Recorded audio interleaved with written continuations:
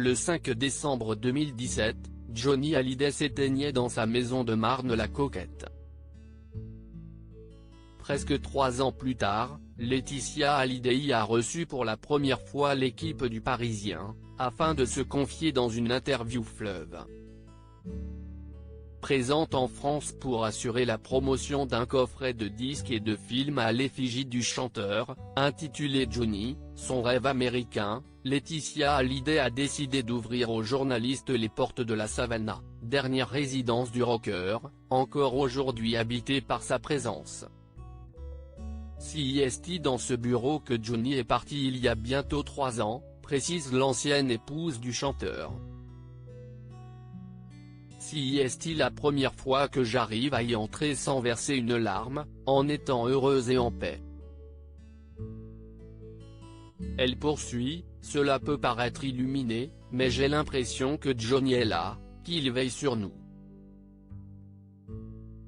Je suis habité par lui, tous les jours.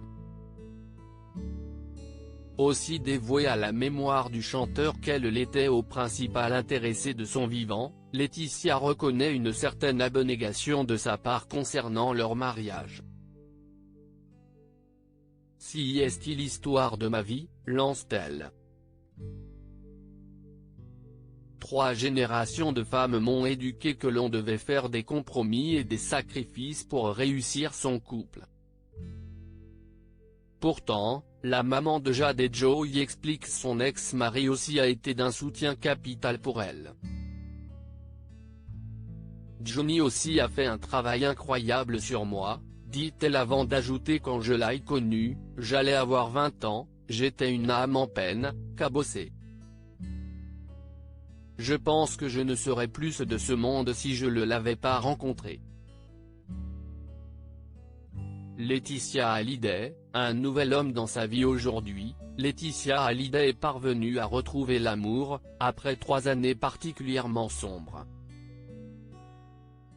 Elle explique que cela n'a pas toujours été simple de vivre pleinement cette relation sans culpabiliser. Au début, je n'arrêtais pas de les comparer, dit-elle avant d'affirmer c'était une question de survie, de retrouver ma place de femme sans trahir Johnny, sans le tromper. Heureusement, l'ami d'Hélène Darroze a pu compter sur ses filles pour se remettre à vivre. J'apprends à aimer différemment, à vivre le moment présent. Les filles m'ont accompagné aussi dans ce chemin de reconstruction de femme.